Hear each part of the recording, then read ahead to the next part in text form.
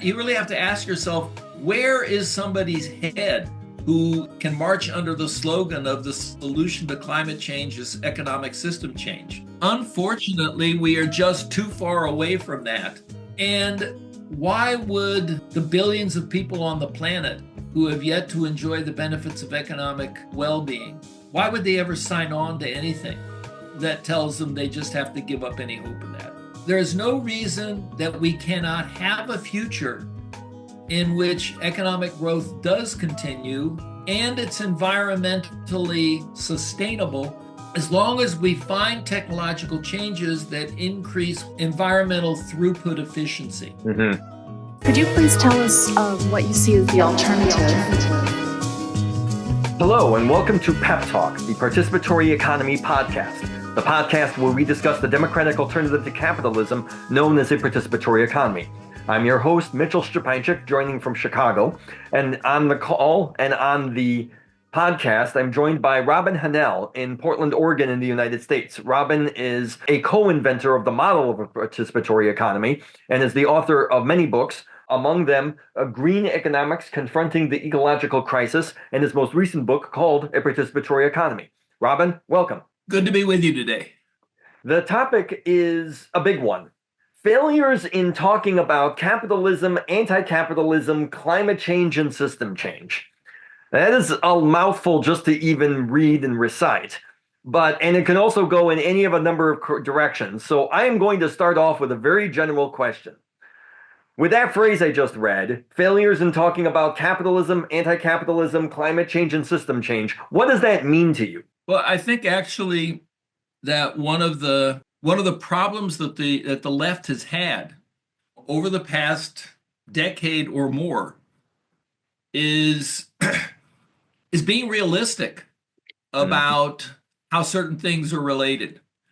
And being realistic essentially comes down to being realistic about what could possibly happen in what kind of a time period. So, for example, those of us who are anti-capitalists and who have visions of some sort of participatory, socialist, democratic, socialist alternative. Well, one of the things we have to grapple with is, well, what are the prospects of that coming about in what sort of a time frame? Then we also have increasingly come to an awareness, not that the Trump administration, they're going to dig their head in the sand on the subject of climate change again, and we'll see what comes of all that. But most of the world has come to a realization that we're rapidly heading for a crisis of climate change. Mm-hmm. And so one issue is, well, how much time do we have to somehow ward off that disaster? And what some socialists have said is, oh, well, we can avoid that disaster by overthrowing capitalism and implementing some sensible economic system that is ecologically sound, environmentally sound, and is socialism. Mm-hmm.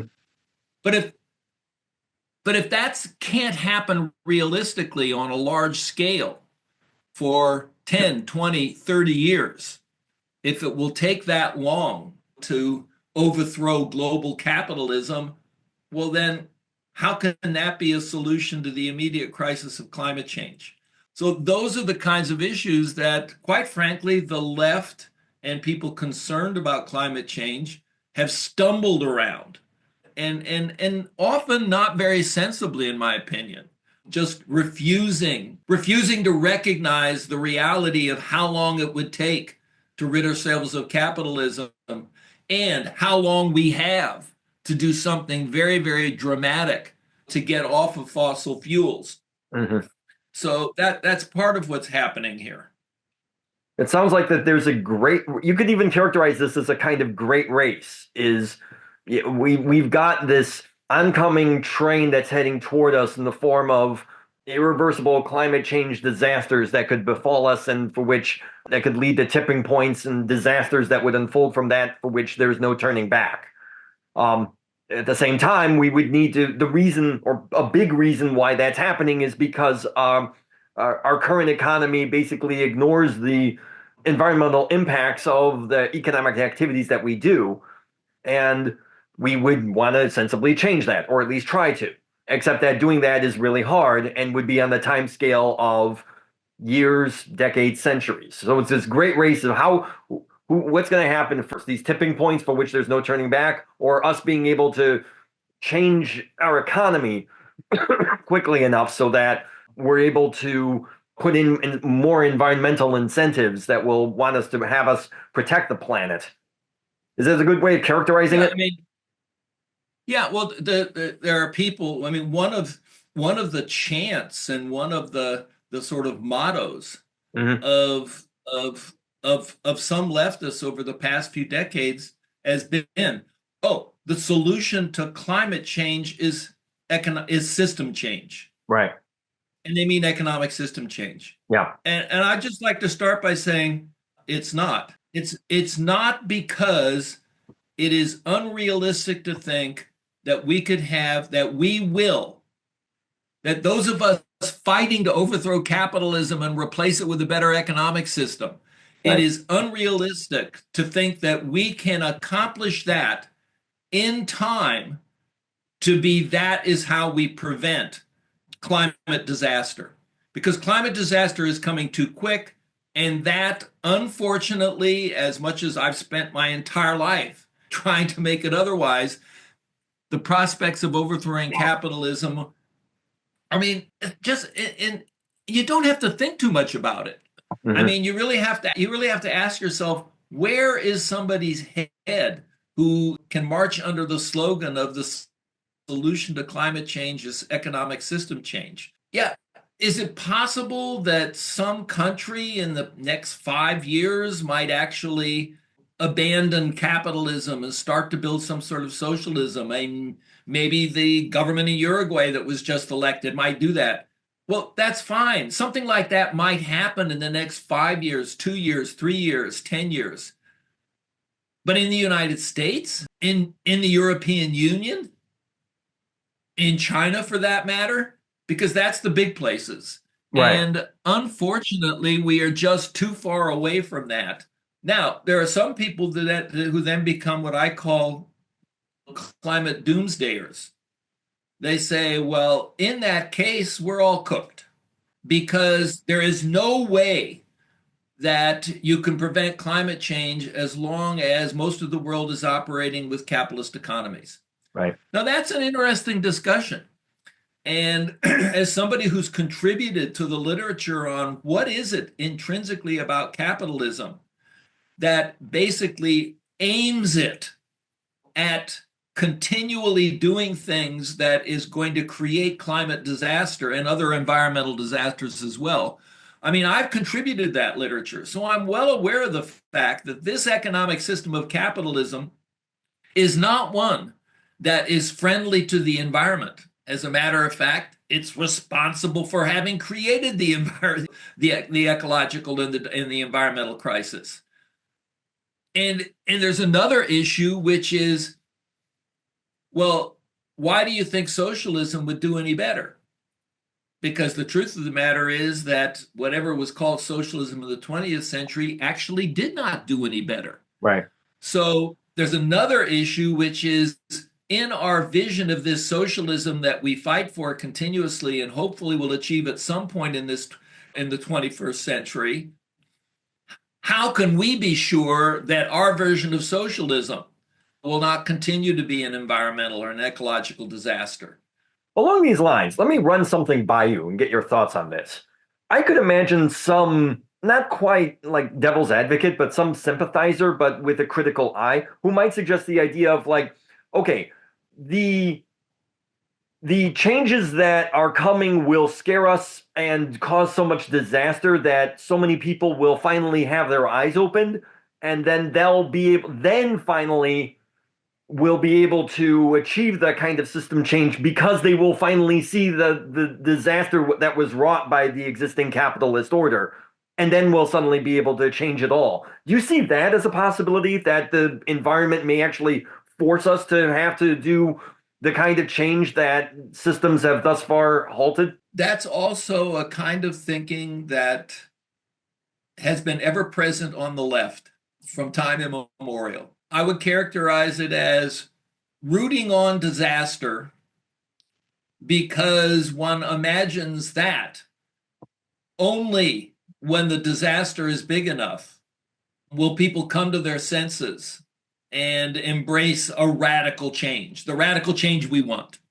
And part of the reason that kind of thinking survives is that it's not altogether nonsensical. There have been, if you take a look at history, you can see that sometimes a situation deteriorates to the point where all of a sudden things that were not possible previously for long periods of time suddenly become possibilities. Mm-hmm. Yeah. The problem with that. So I'm not saying that is not but it's very typically it's a very typical form of left thinking, and for the most part I think it's very, very counterproductive. And in this case, I would argue that there's a very simple reason that it's counterproductive, and that is that in this case, if we continue on our present course for another 20 years, then we will have wreaked such damage to the environment that we will have really literally changed how habitable the planet is. And I will put it this way. I would not feel good about what life was like for my grandchildren as they tried to build a participatory socialist economy 30 or 40 years from now, after we had done literally nothing to prevent the climate disaster that's headed our way. So I again think that any remotely sensible reasoning about the timing and the magnitudes of disasters would make people understand that that's just not it's not a productive way to think about how it is that we can possibly manage to get ourselves out of this. The other thing I'd like to say is that there's a sensible debate about whether or not we actually still have time to avoid the disaster with the governments and the systems that we have in place now. But on that, I would sort of quote Noam Chomsky, which is, but what choice do we have? Yeah, we might lose. We might lose and fail to prevent cataclysmic climate change. But we have no alternative but to basically proceed and to do our absolute very best to do just that.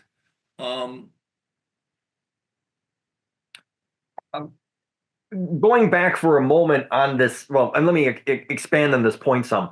When I was thinking about the questions regarding this topic, regarding failures in talking about capitalism, anti-capitalism, climate change, and system change, I was reminded of a passage in your previous book, Economic Justice and Democracy. I actually have an excerpt of it here where we're referring to what they're talking about. Well, you make reference to what you refer to as Marxist crisis theories.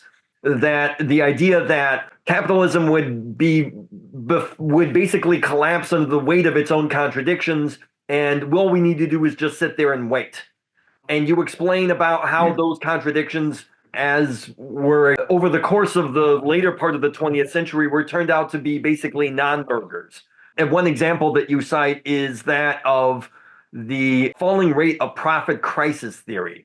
It's the idea that eventually that profits only came from exploiting living labor capitalism. Karl Marx reasoned that when individual capitalists substituted machinery for labor to lower production costs, they collectively produced a long-run tendency for the rate of profit to fall, in effect killing the goose that was laying the golden egg. But in 1961, a Japanese political economist, Nobuo Okishio, published a theorem proving that the wage rate did not fall. cost-reducing technical changes, including labor-saving, capital-using changes, would raise, not lower, the rate of profit in the long run, contrary to the expectations of generations of Marxist theories. By the end of the century, virtually all open-minded political economists recognized that the supposed internal contradiction within capitalism had been nothing more than a lengthy intellectual red herring. I'm quoting from your book, Economic Justice and Democracy. But it seems like it's along the same vein of the discussion here regarding system change and climate change, that the elements on the left may be befallen to these kind of siren songs. What do you think about that? Yeah, I mean, I'm very proud of that passage. I was correct when I said it. Are there still some Marxists who continue to labor under the illusion of a tendency for the rate of profit to fall for the reason that Marx hypothesized back when he wrote Das Kapital in the late 19th century? Yes, there are some. They are fewer and farther between, thank heavens. But yes, Okishio, the Japanese economist, he did basically put that theory to rest. At the time, I mean, it's interesting. At the time that Marx wrote, that was not an unreasonable idea. It made a certain amount of sense. But Marx was operating with intellectual tools that were far more primitive than the intellectual tools that economists have developed over the past 100 years. And when you bring those tools to bear on this hypothesis, and by the way, Marx always basically, he was actually sensible enough to sort of always hedge his bets about whether the tendency for the rate of profit to fall was going to whether it would inevitably take place. And he even wrote about, he said, but I can see all sorts of counteracting tendencies that might sort of slow this down. And in the end, he hedged his bets and said, there is this tendency, but there are counteracting tendencies, and we really can't know for sure what would happen.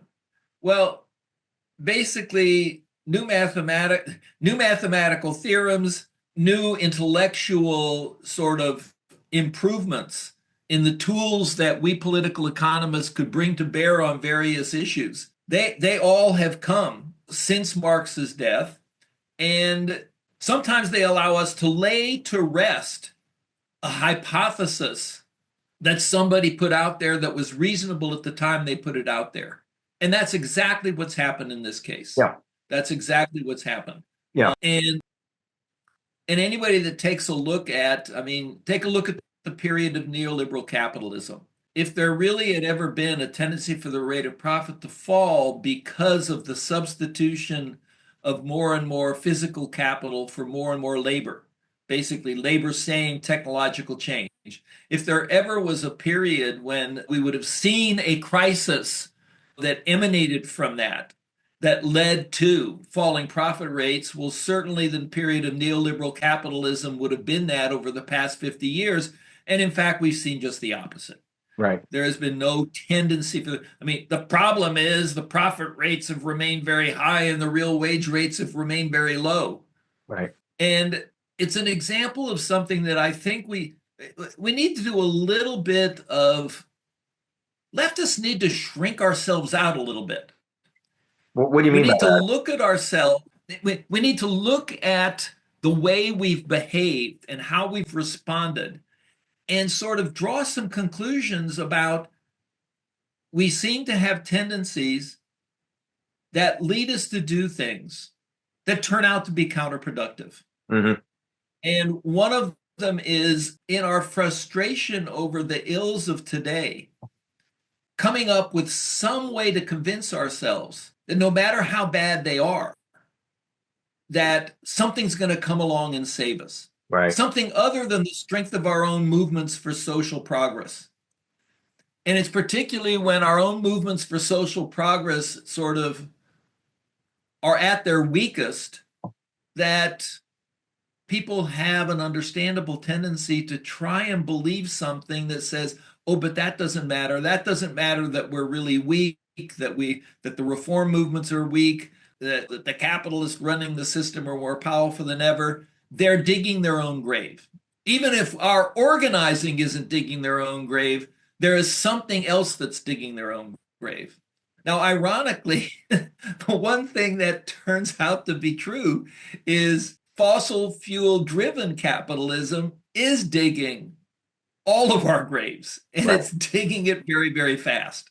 Right. But maybe the most important issue, or the most important issue is there any way to do that? Is there any way to do something about this before it's too late, other than fantasizing that we're going to rid ourselves of capitalism and have ecological socialism materialize somehow in the next 10 to 15 to 20 years?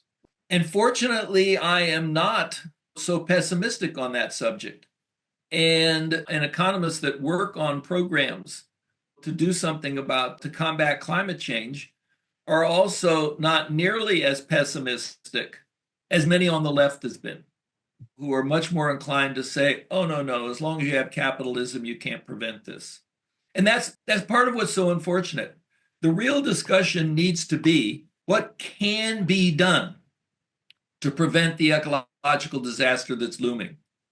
And when leftists behave in a way and argue in a way that basically absents them from taking part in that discussion and in the movements to accomplish that, it's very unfortunate and it's quite sad, actually.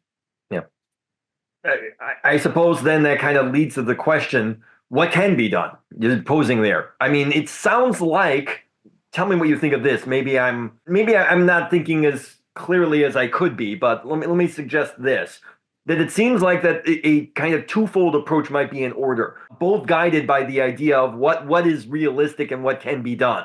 On the one hand, you would want to have some kind of basic reforms in order to try to offset the oncoming crisis regarding anthropogenic climate change. So there'll be things like eating less meat or driving a hybrid car, or maybe even going as far electric as you can. You see elements regarding reduction of the use of fossil fuels for electricity, the expansion of more green technologies, solar, wind, things like that.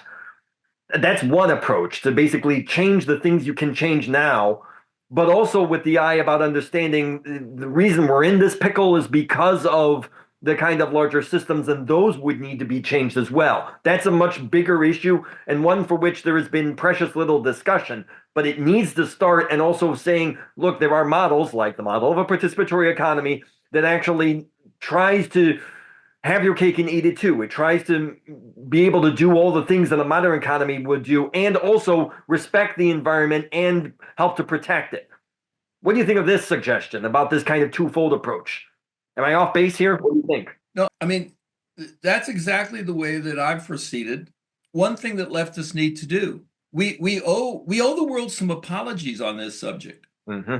Leftists were Johnny-come-latelys to environmental awareness as a whole, on average, and certainly the track record of non-capitalist economies regarding the environment in the 20th century was not a good track record. Right.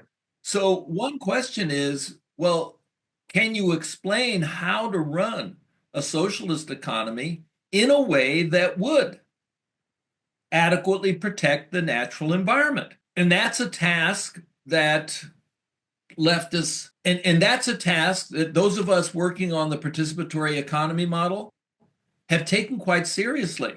Mm-hmm. And there's all sorts of concrete things that I can point to in our proposals about how should a socialist economy function in the 21st century, so that amongst its various accomplishments and achievements is we do adequately protect the natural environment. Because if you don't have concrete procedures that are designed to accomplish that, well, then you won't accomplish that. Just because you've overcome capitalism and you've got some version of socialism doesn't mean that version of socialism is going to measure up to ecological environmental standards that that we needed to. So that's one intellectual project. But a different intellectual project is, but in the here and now, what can be done to prevent climate change before it's too late? In the context that we are not, most of the world's economies are going to continue to be capitalist economies during the decade or the 2-3 decades that we have left to solve this problem. And we should, and we certainly should not be in the least bit. We need to recognize the incredible obstacles that do need to be overcome. But I like to throw this thought experiment out. The biggest obstacle we need to overcome is that capitalism evolved using fossil fuels. And the most powerful industry in capitalism for the past 100, 150, 200 years going on are the fossil fuel industries globally. And they have everything to lose from what now has to be done. Yep. Because on the other hand, I've asked people to imagine this. What if there had never been any fossil fuels under the ground that people could have learned to dig up and used as energy sources? And what if, and does that mean that humans wouldn't have invented capitalism and capitalism wouldn't have? I don't think so. We imagine going through a transition from feudalism to capitalism on a planet where there were no fossil fuels. It would have happened. Yeah. So the idea that capitalism, you can have a fossil fuel-less capitalism. And in effect, that's what we need to do. Right. Before it's too late. Yeah, that might be the most realistic short-term option. That's right. Try to stave off abject disaster. And for those of us who are socialists and anti-capitalists, that's not a comfortable thing we like to admit to. But it's a necessity. Right. And it's not a necessity that's hopeless. Preaching that is hopeless is very, very counterproductive because it's not only hopeless, it's a good thing that it's not hopeless. And one of the things that if you had asked me and people so I work with people who actually work on this on a day-to-day basis, who work on climate policies for state governments and climate policies and bills for the U.S. legislature, and people who work on the international negotiations. And nothing has been more frustrating than the international negotiations. There's absolutely no doubt about that. And the most recent COP meeting 29 that just took place in Azerbaijan, I just read the report by my colleague who's been attending those meetings for the past 20 years. And his report is so discouraging about what took place there. So it's not that we don't have obstacles to overcome, but if you take a look at, if you had asked any of us, how much would the cost of renewable energy been, how rapidly could we bring down the cost of renewable energy compared to fossil fuel energy? Technologically, we've had surprisingly good luck. Yes. It really is cheaper to drive an electric car around than a car that you're filling up with gas at the gas tank. It really is cheaper now. So the technology has been surprising. It's almost like some Greek god looked down and decided to throw us a thunderbolt of good luck and said, I keep imagining the image from Fantasia where Zeus is throwing lightning bolts down from a cloud and just sort of playing with humans. Right. And it's almost as some Greek god decided to give us a piece of good luck that in just terms of how much it costs and how possible it is to create an economy that is a non-fossil fuel economy, it's really there for the taking. And therefore, the obstacles are entirely political and political organizing obstacles. Not that they aren't huge, but they are simply the obstacles that must be overcome. And there is every reason to believe that technologically, physically, they can be overcome. And anything that prevents leftists from putting our full shoulder to the wheel and making that happen, I think just to the extent that leftists do not participate wholeheartedly and productively in that project, I think it speaks very badly for us. Yeah. Let me wrap up our discussion with this topic. You could see in the future, let's say we beat the odds and that we're able to transform capitalism to some extent, or capitalism just changes on its own accord because of the various forces that we see aligned against the economy, humanity, society, civilization, you name it. And then we're able to improve things. But then you would think that that might remove the impetus for larger system change, to, say, an economy based off the model of a participatory economy or some other kind of model. But yet I think it seems to me like we need to address the more pressing problem first. And then once we're able to hopefully offset the worst of the changes that are at play regarding human-caused climate change, then worry about the systems that help to cause that once hopefully more people are aware of it and there's a greater understanding of its need. And then hopefully from there, changes can then materialize. What do you think about this? If we don't prevent cataclysmic climate change and we pass various tipping points, then the planet upon which human civilization can try to flourish will be so dramatically changed that I think the important realization to come to is trying to think about how to revive civilization in that context, that you don't even want to think about it because it's literally unthinkable. So, I mean, I just see that any realistic assessment of what cataclysmic climate change looks like should lead people to understand you don't even want to fantasize about, once we've had environmental collapse, once the kind of things that Kim Stanley Robinson talks about in his book, Ministry for the Future.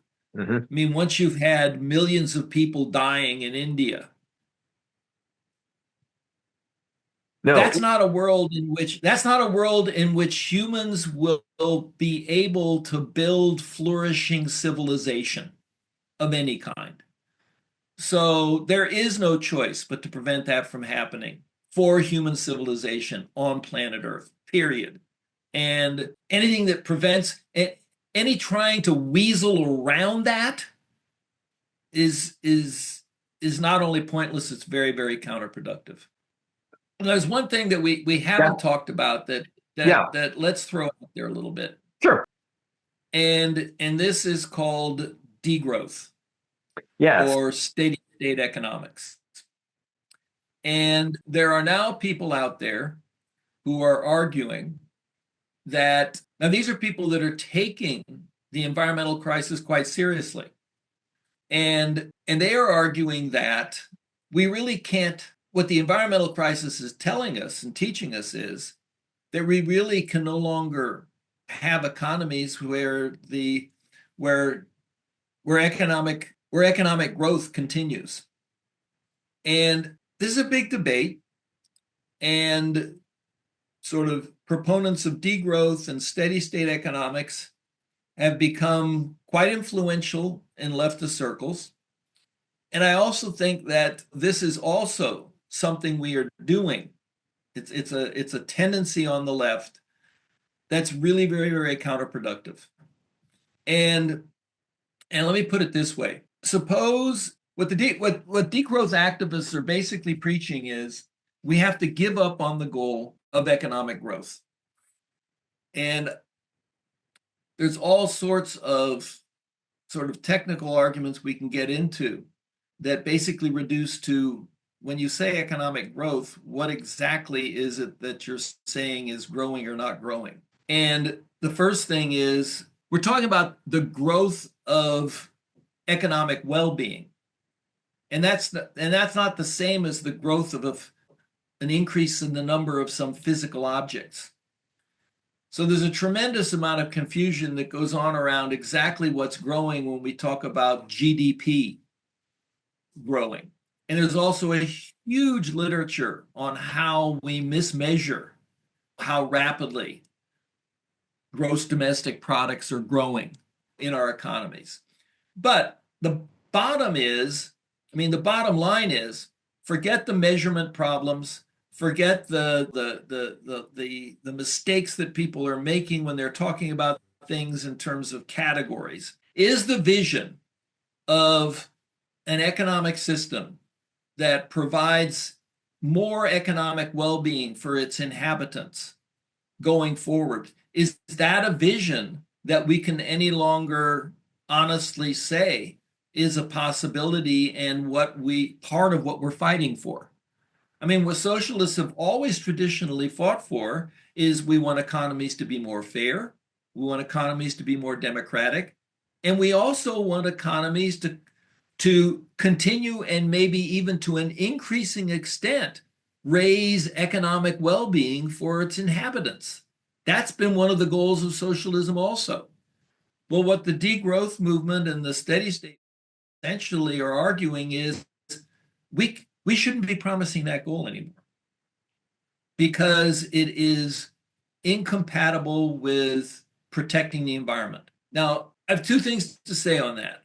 One is, well, first of all, it's wrong. It's simply wrong to argue that economic well-being per person or on average cannot continue to rise indefinitely at the same time that we are adequately protecting the natural environment. So you're essentially preaching a falsehood. And the reason is actually very simple. On the simple logic of it, increasing labor productivity is the way we get increasing economic well-being. Mm-hmm. Well, when you increase labor productivity, what you're doing is you're basically figuring out how to use an hour of labor more efficiently. It's true that it's not just labor we use to make things. We use inputs from the natural environment. Well, just as you increase the efficiency with which you use labor, you can increase the efficiency with which you use inputs from the natural environment. So think of it, it's a very simple thought experiment. Well, wait a minute. If we increase the efficiency with which we use labor, that's good for us because it basically increases economic well-being. And as long as we are careful to increase the efficiency with which we use inputs from the natural environment to the same extent, then we can have increases in labor productivity without further damaging the natural environment. And that is an insight, a truth, sort of just a simple logical conclusion that the degrowth people and the steady state people just, they seem to deny. They live in denial of that possibility. The other thing I would say on the subject is this. Mm-hmm. If you take a look at the world today, we roughly have 7 billion people. I think that's about right. 7.6 billion. I looked it up. What is it? 7.6 billion last time I checked, maybe a couple months ago. Okay. Now, the old doomsday scenario that people trotted out was the population bomb. Mm-hmm. And that finally no longer, it's lost popularity because it turned out to be not something that was likely to happen. And current estimates of where population is going to max out by the end of the 21st century is maybe 9 billion. Now, you can argue whether 9 billion is too much for, but it's not that far from 7 billion, and it's what we have. And of the 7 billion we have now, 5 billion of them have yet to enjoy the benefits of economic growth. You can divide the world into LDCs and MDCs, lesser developed economies, more developed economies, and you can put China someplace in the middle now. But when you look at the planet, if you look at the LDCs, the vast majority of people there have yet to enjoy the benefit of economic growth. Mm-hmm. And if you look at the more developed economies, particularly because of the neoliberal policies. There's still a substantial portion of the population in the United States and Europe and the LDCs and in the MDCs that have yet to enjoy the benefit of economic growth. You really want to go to them and try and recruit them to a movement that says we can no longer aspire to increase economic well-being for people on average.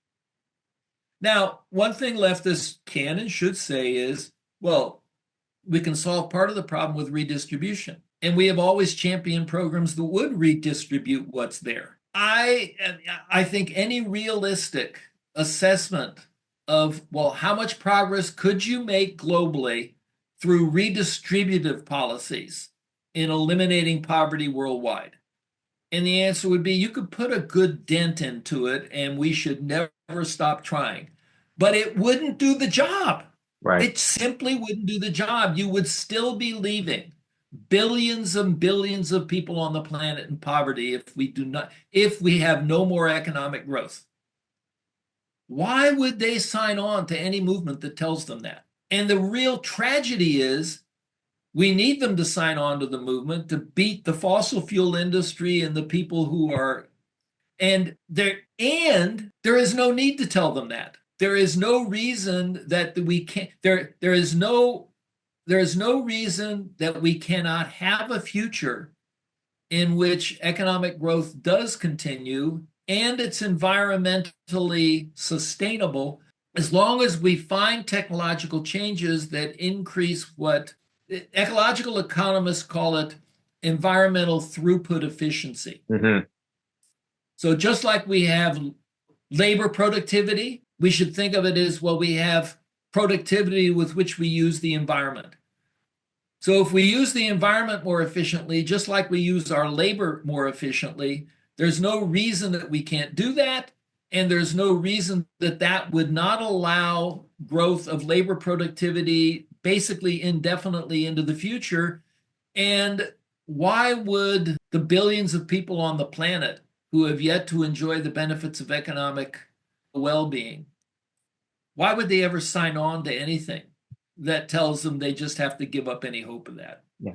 And that's the other thing that just, I guess at my age, I find myself increasingly frustrated with how often and almost predictably we on the left manage to stab ourselves in the foot.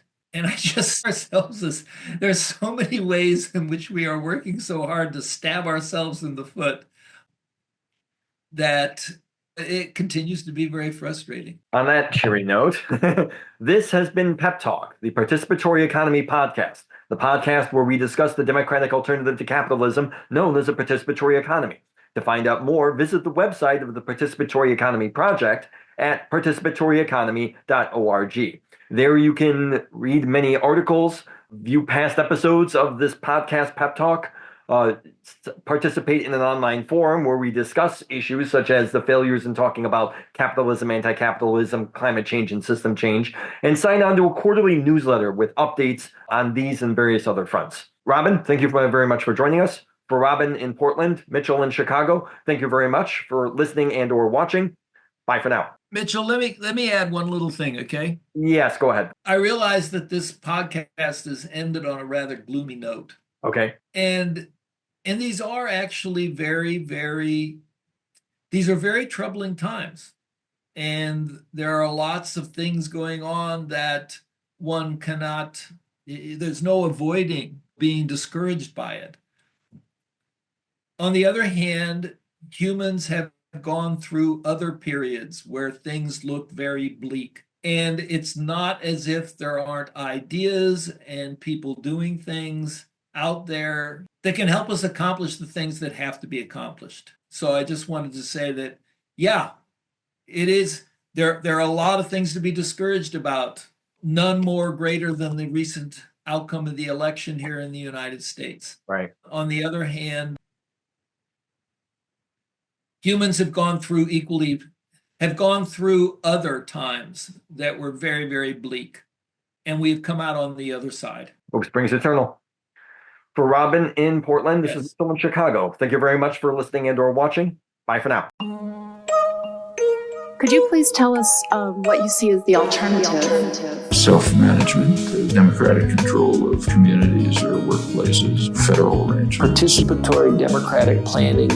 Jobs to have a mix of empowered work, nested councils linked to one another. Everyone gets to participate in a primary council. Please visit participatory-economy.org to find out more and subscribe to our newsletter. And don't forget to like the video, leave a comment, and subscribe to our channel. Thanks, and see you at the next episode.